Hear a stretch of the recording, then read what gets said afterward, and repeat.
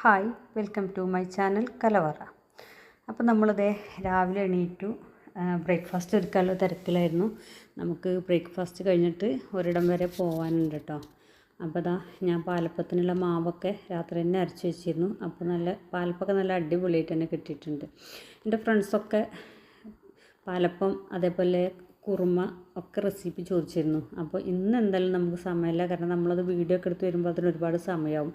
അപ്പോൾ അത് ഞാൻ ഇൻഷാല്ലാ 2 ദിവസത്തിൻ്റെ ഉള്ളിൽ അത് വീഡിയോ എടുത്തിട്ട് നിങ്ങൾക്ക് അപ്ലോഡ് ചെയ്യാം കേട്ടോ. അപ്പോൾ അതാ അപ്പം ചുട്ട് കഴിഞ്ഞു. ഇനി അതിലേക്ക് നമ്മൾ ഇന്ന് വെജിറ്റബിൾ കുറുമയാണ് ഉണ്ടാക്കുന്നത്. ഫ്രിഡ്ജ് തുറന്ന് തപ്പി കിട്ടിയ പച്ചക്കറിയൊക്കെ എടുത്തുകൊണ്ട് പെട്ടെന്ന് ചെയ്ത് വെക്കാമെന്ന് വിചാരിച്ചു.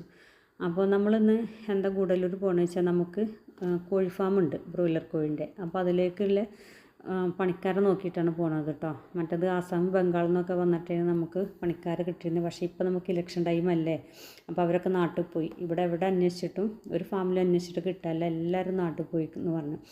വോട്ട് ചെയ്യൽ നമ്മളേറെ ഭയങ്കര സ്ട്രോങ് ആണ് അവർക്ക്. അപ്പം ഇല്ലെങ്കിൽ ഒരു മറ്റേ പൗരത്വ പ്രശ്നമൊക്കെ ഭയങ്കരമായിട്ടുണ്ട് അവർക്ക്. അപ്പോൾ ഇപ്പോൾ ആ ഭാഗത്ത് നമുക്ക് ആളെ കിട്ടില്ല. അപ്പോൾ നമ്മൾ ഗൂഡല്ലൂർക്ക് തപ്പി പോവുമായിരുന്നു കേട്ടോ. അപ്പോൾ അതാ ഗൂഡല്ലൂർ പോണ വഴിയാണ്.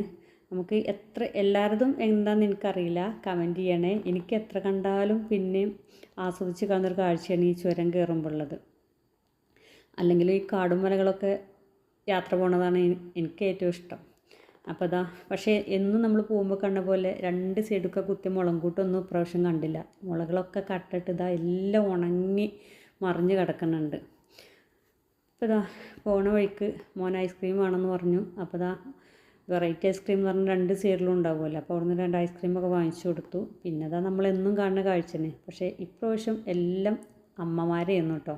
ഓരോ ചെറിയ കുഞ്ഞുങ്ങളെ ഇടയ്ക്ക് പിടിച്ച് നല്ല ഭംഗിയുണ്ടായിരുന്നു കാണാൻ. അപ്പോൾ അതൊക്കെ കഴിഞ്ഞ് മോനൊരു ഫോട്ടോ എടുക്കണം എന്ന് പറഞ്ഞ് അപ്പോൾ നിർത്തി അവനോട് ഇരുത്തിയൊരു ഫോട്ടോ ഒക്കെ എടുത്തെടുത്തു. പിന്നെ അതേ മനോഹരമായ ചായത്തോട്ടം നല്ല വെട്ടി ഒതുക്കി നിർത്തി, നല്ല ഭംഗിയുണ്ടായിരുന്നു കാണാൻ കേട്ടോ. അപ്പോൾ അതാ നമ്മളൊരു സ്നാക്സും കൂടി ഇതിൻ്റെ കൂട്ടത്തിൽ കാണിച്ചു തരാം.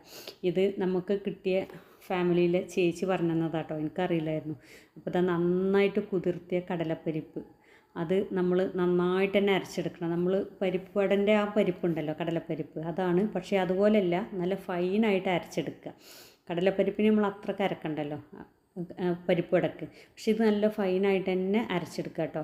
എന്നിട്ട് അതിലേക്ക് നമ്മുടെ ആ വാഴക്കൂമ്പ് ഉണ്ടായിരുന്നല്ലോ, നമ്മൾ കഴിഞ്ഞ വീഡിയോയിൽ കാണിച്ചു തന്ന ആ പൂവ്, അപ്പോൾ അത് ചെറുതായിട്ട് അരിഞ്ഞതും ചേർക്കുന്നുണ്ട്. ഇതാ ഈ പൂവ്, ഇത് നമ്മൾ അന്ന് അതിൻ്റെ ഉള്ളത്തെ നാരൊക്കെ കളഞ്ഞു. പക്ഷേ ഇത് ഈ തടിച്ച ഒരു നാര് മാത്രം കളഞ്ഞാൽ മതി എന്നാണ് ചേച്ചി പറഞ്ഞത്. അതേപോലെ അതിൻ്റെ മുന്നിൽ ഉണ്ടാവുമല്ലോ ചെറിയൊരു വെള്ള പോള, അതും കളയണം, അല്ലെങ്കിൽ അത് വയറിൽ ഒട്ടിപ്പിടിച്ച് ഭയങ്കര പ്രശ്നമാവെന്ന് പറഞ്ഞു ചേച്ചി. അപ്പോൾ ഈ കാണുന്നത്. അപ്പോൾ ഞാൻ അത് രണ്ടും കളഞ്ഞ് ക്ലീൻ ചെയ്തെടുത്തു. ചേച്ചി തന്നെ അതൊക്കെ ക്ലീൻ ചെയ്ത് അരിഞ്ഞ് തന്നത്. അപ്പോൾ ആ കടലപ്പരിപ്പ് അരച്ചതിലേക്ക് നമ്മൾ കുനുകുന ചെറുതായിട്ട് അരിയണം കേട്ടോ. അപ്പോൾ ആ പൂവ് അരിഞ്ഞത് അതിലേക്ക് ചേർത്തു.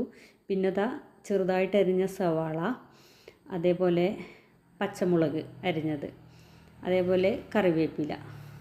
പിന്നെ ഇതെടുക്കുമ്പോൾ ശ്രദ്ധിക്കേണ്ടത് നമ്മൾ കടലമാവിൻ്റെ അളവാവണം, കടലപ്പരിപ്പ് അരച്ചതാവണം കൂടുതൽ കേട്ടോ, അല്ലെങ്കിൽ നമ്മളിത് കുഴച്ചാൽ പിരിഞ്ഞു പോകും.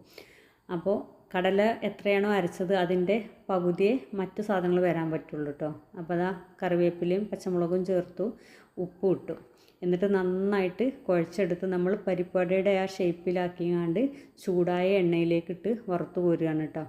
അപ്പോൾ ഇനി നമുക്ക് നല്ല അടിപൊളി തമിഴ് വിഭവങ്ങളൊക്കെ ഇടയ്ക്ക് കാണാം. ചേച്ചി ഒരുപാട് സാധനം എനിക്ക് പഠിപ്പിച്ചു തരാമെന്ന് പറഞ്ഞിട്ടുണ്ട്. അപ്പോൾ എല്ലാ വിഭവങ്ങളും കാണാൻ വേണ്ടി നിങ്ങൾ എൻ്റെ ചാനലൊന്ന് സബ്സ്ക്രൈബ് ചെയ്യണേ, ലൈക്ക് ചെയ്യണേ.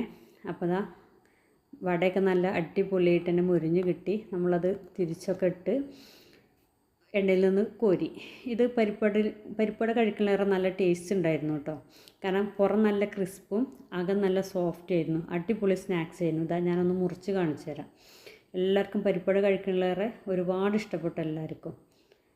അപ്പോൾ ഓക്കെ.